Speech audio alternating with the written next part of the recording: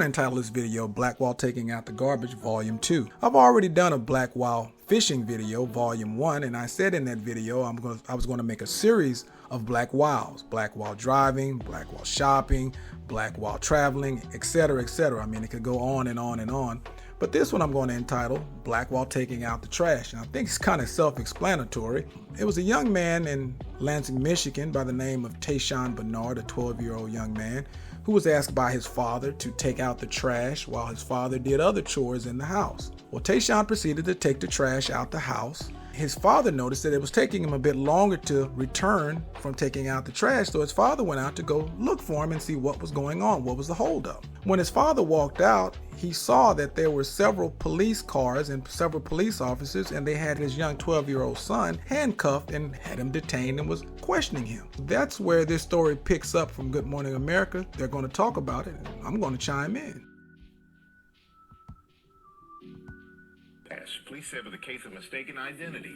DeMarco Morgan is here with that. Good morning, DeMarco. Michael, good morning to you. The father says what happened to his son should have never happened, telling us the 12-year-old boy is a straight-A student in school who wants to later become an engineer. The father going on to say the situation could have ended badly had his son panicked and took off running. Well, first of all, what do you mean it could have ended badly had his son taken off running?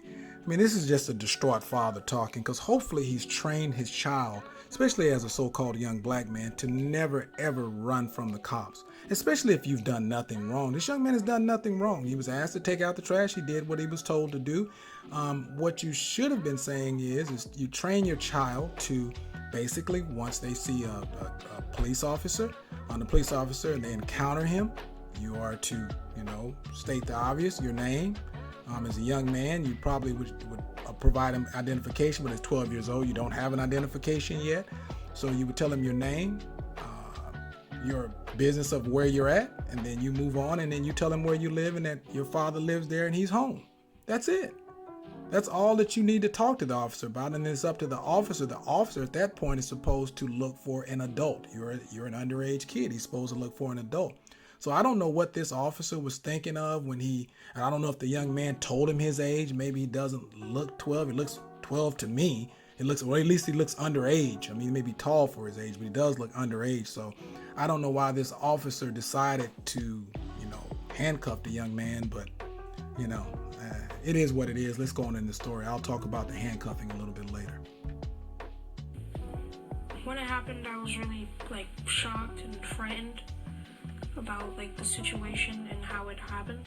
This morning, 12-year-old Tayshawn Bernard speaking out for the first time after being handcuffed and detained by Lansing, Michigan police while taking out the trash in what authorities are calling a case of mistaken identity. And right now I'm feeling just the same way, just really shocked how this could have came to this circumstance of what's going on. I mean, this young man is obviously very, very intelligent. I mean, he's very articulate, very expansive vocabulary. I mean, they said he was a straight-A student that was wanting to be an engineer, and I can see. I really think that his parents have done a wonderful job with him.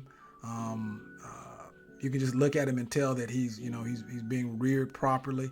And I think he actually was able to, for the most part, talk to the officers himself and handle himself. To me, he's handled himself better than the grown-ups in this situation.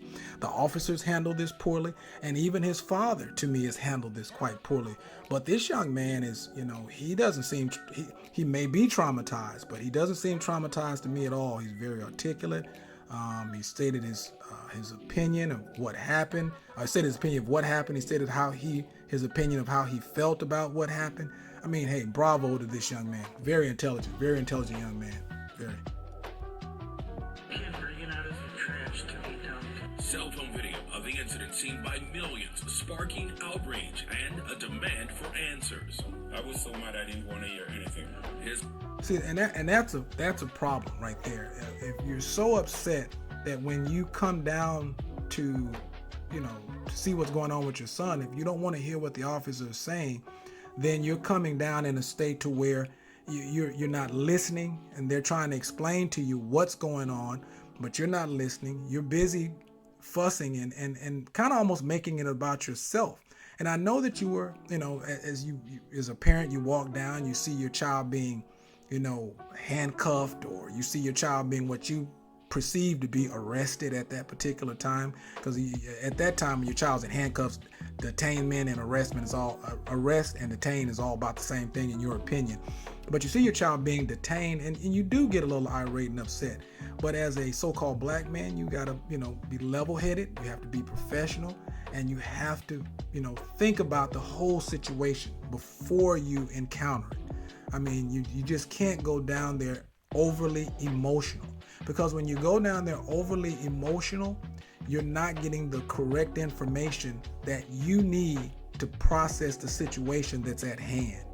You're almost going down there, and I don't want to, say this about the man. He's going down there almost emotional as a female.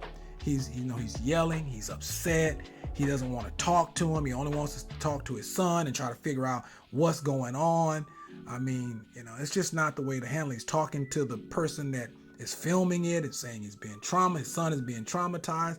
He's almost like he's making it about himself and not about his 12-year-old son, who's actually right now handcuffed and being detained. His father, Michael Bernard, horrified and disgusted. In this time and era in America, I am scared for anything to happen to my son. And see, that's what this is about. He let his fear overtake him. I mean, he's basically so scared that he's just barking and just going off, and he's not listening. And his son, if you look at his son is a lot more calmer than him. His son is actually calmer than him. His son is not pulling away. He's listening to what the officer's saying. And I mean, I know his son is upset. His son is probably crying. He doesn't understand what's going on. But the officers are explaining it. And while they're explaining it to him, you're not over there trying to get information, trying to figure out what's going on. You're just going irate. Come to find out, the officers are looking for a suspect that has been stealing cars, it sounds like, in your neighborhood. And of course, you don't want your neighbor's cars to be stolen. You don't want anything. It looks like you've raised your child correctly. You've put him in obviously very good school districts. And usually you put people in good school districts, you're going to be in a good neighborhood. In a good neighborhood, you don't want your stuff stolen. That's the reason you don't live in a quote unquote ghetto or a bad neighborhood.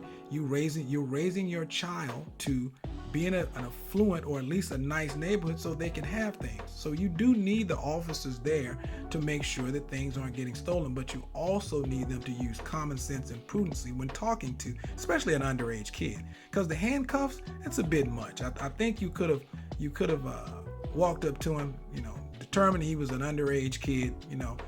I don't have a problem with an officer patting him down for his or her own safety. But at that point, then you start getting information like you're talking to a middle school kid and not like you're dealing with an adult. So I don't like what the Michigan police did with, leaving this young man handcuffed.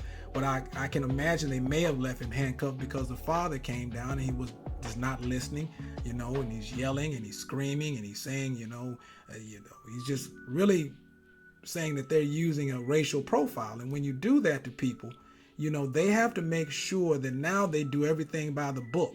They can't just release him. Now they have to, whatever the book says they have to do. We have to put him in the back of the car because we don't want, them to say we handcuffed him, illegally or whatever. So, everybody has a protocol and a standard to follow. So, like I said, let's move on. Michael says it all started when he asked his son to take the trash out to the dumpster at their apartment complex last Thursday. He was taking out his trash, When the preteen didn't return after being gone for several minutes, the father says he looked outside to find Tayshaun surrounded by police. I saw police around him, so I dropped what I had in my hand and rushed downstairs, and I said to the police officer, I said, why you have my son in handcuffs? What's the problem? Now that's a good question. Why do you have his son in handcuffs? What is the problem? That's a legitimate question. But at that point, you should have listened to what they said. You should have listened. Why would you now start to go off and yell and scream? If you had a question, you should have continued down that line of questioning. Why do you have my son handcuffed? What's going on? My son has committed no crime. He's been in the house with me. What is the problem, officer? But you didn't do that. You start yelling, you start screaming, and you almost start making it about yourself versus about your son. Tayshaun was released moments later, but visibly shaken, turning his back to officers as his father, seen here visibly upset as well, continuing to chastise officers as a neighbor continues to record. See, you see how the young man walked back to his father, shoulders slumped. I mean, he's sad, he's probably crying. You didn't even comfort your son. You could have put your arm around your son and said, okay, son, let's talk. Me and you, turn around. Let's talk to these officers. Officers, can you come back? I want to show you how, you've traumatized basically a 12-year-old. You've put him in handcuffs. How would you like it if your son was put in handcuffs at 12 years old? This could have been handled differently, but you let him see an interaction between a grown man and police officers that's respectful, yet stern, and getting your point across. And at the end, you ask for badge numbers, and then you decide if you're going to take this up with the higher ups in the police department. But you don't continue yelling and screaming and berating and fussing about something while your son is sitting there, obviously, as you say, traumatized. Well, if your son is traumatized, you should treat him like a traumatized son, put your hand around him and comfort him. That's what he did. You know what I'm saying? I mean, that's a trauma that traumatized my son. He's still And see, he's yelling. He's yelling at the neighbors. The neighbor who is actually filming it. He's yelling at the neighbor. They traumatized my son. I mean, this is uncalled for. You making it. He made it about himself. It's not about this young man. This young man is sad, and I don't think this young man is so sad because of what happened to him. He's sad because you grown-ups are making it more than what it is. His mother is sitting here crying, and anytime your mother's crying, you're going to feel sad. Look at this young man's face. I mean, look at him. He's distraught, thinking, man, I didn't want all this to happen, and nobody wanted this to happen. And look at the lawyer right beside her. She's got a smirk on her face. She's thinking, oh, it's some money for me. Oh, this is money. Look at her face. These lawyers are something else, man. These bloodsuckers. Tell you about them. Anyway, let's move on. until now. You asked a question, what have I done? The Lansing Police Department posted on Facebook, our officers was pursuing a suspect in a string of Kia thefts wearing neon shorts and a white shirt. A different officer was in the area and saw Tayshaun wearing a very similar outfit and put cuffs on him. Now, I want to say this real quickly. I'm going to show you the picture of the young man that was the suspect. And I'm sorry, they were wearing something very similar. Not the exact same clothing as this lawyer will try to allude that, they weren't wearing the exact same clothing. They never said that they were wearing the exact same clothing. He said a similar clothing to this young man. Similar. I mean, officers don't have time in the heat of the moment to look at pastel colors. If somebody's wearing white and green or whatever, they're going to look at white and green, off-white and green, mauve and green. I mean, come on. And look at this young man's face right there. His father, look at his father's face. His father is still angry. It's about him. He's upset that he wants his son to have justice. His son is just looking like, man, I'm just scared. I just don't want to be dealing with this stuff. I mean, all these grown-ups are angry, and they're just, look at the son's face. You're traumatizing him, I think, more than the police did. If you just would have put your arm around him and talked to the police, handled this professionally, got badge numbers, left your son out of it until it was his time to be in this, then I think that would have been a better solution. And you handled this, you and the mother handled this along with the adults, if you found it to be a problem of what happened. But you, sir, should have investigated this alongside your wife and left your son out of it for the time being. But anyway, let's go and see what this lawyer has to say about the whole thing. Attorneys for the boys say Tayshaun did not have on a white shirt. The shirt that he was wearing was a light gray or a light bluish color shirt. There's no mistaking if you see that shirt. What is he talking about? Light blue, off gray. I mean, when an officer is detaining someone, they're not looking at pastel colors, sir. They're just looking at the shirt and the shorts. And I agree. He should not have been handcuffed. He's underage. He should have been talked to. He should have probably been frisked, made sure, like I said, for the officer's safety, he should have been taken and released into the custody of his parent. That's what should have happened. These officers made a mistake. They've tried to apologize for the mistake and the wrongdoing of this particular officer who obviously probably wasn't thinking. But it does no good for the father to come down irate, upset, and making it about himself and not about the young man that was actually handcuffed. And again, I think he's handling it much better than the grown-ups. The lawyer's trying to make some money off of it. The father's upset that he feels like his son was racially profiled. And the police department is just trying to cover their behinds because they're looking at possibly an officer that made a mistake that he shouldn't have done what he did. Let's move on. This unfortunate case of wrong place, wrong time behind us and continue to represent the community that we serve. No, this is not wrong place, wrong time. See, the police department is putting out statements. I don't know if the public relations department is not proofreading this or what. This wasn't wrong place at wrong time. The young man was at his trash can at his apartment complex putting out trash in the daytime. I don't know about wrong place, wrong time. I mean, I don't know if I would have said that, but anyway. And I the police digress. chief later posting a separate apology this morning. More than the one Bernard apology. family wanted accountability and said, And look at this. I'm going to pull this back so you can see. I want you just to see this real quickly. How this young man has his back turned. And his father is not even comforting the young man. He's steadily going off on the officers. Steadily going off on the officers.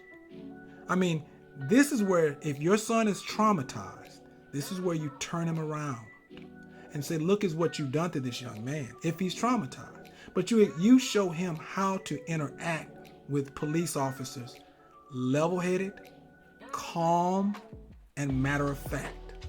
That's when you act like the man that you are, the man of your household. You don't sit around and start getting all overly emotional about it and leaving your son looking like that. His back is turned. He's that hurt that his back is turned because you're acting a certain way and you're putting more onto this than maybe it should even be put on. Yes, you should be upset. Yes, you should be distraught as a parent. But at the end of the day, it's not about you, sir. It's about your son, your 12-year-old son, who seems to be handling it better than all of you grown-ups. Cops shouldn't have reacted the way they reacted. Thank God there was nothing. You trained your son the correct way. Didn't go off or didn't do anything stupid. And you need to think about what you're doing. Going down and just going belligerent on some officers who've tried to talk to you about it. That's not going to help the situation. But let's move on. This morning, the Bernard family wanted accountability and says they are keeping all options on the table. Look at that. Boy, still turning around. He's just looking like a lawsuit. I want justice for my son. Justice.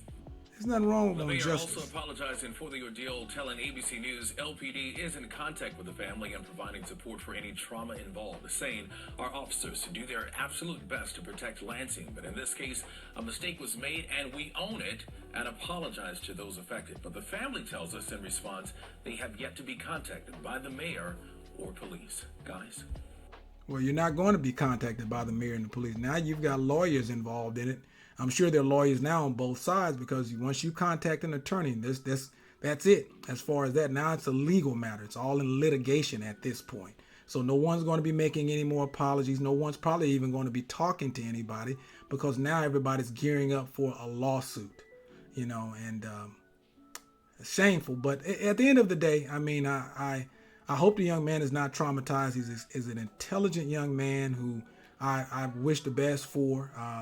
He's well on his way to becoming an engineer, and by his expansive vocabulary and the way he articulates his words, I think he's going to get there with flying colors with no problem. So I hope the young man is not traumatized, and if he is, I hope the father is getting the help for the young man that he actually needs. Seems like the father may be a little more traumatized than the son, but that's just my opinion.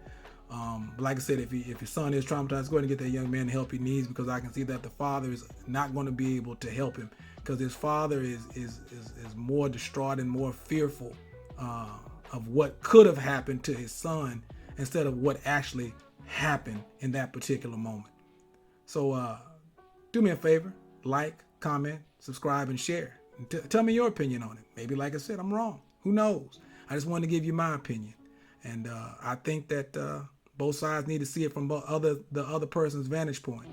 I think the police need to see it from the vantage point of the citizens, especially the so-called black citizens, that, hey, you look like you racially profiled this young man, And also the citizens need to, look at it from the police. The police look like, they're going to say they're just doing their job.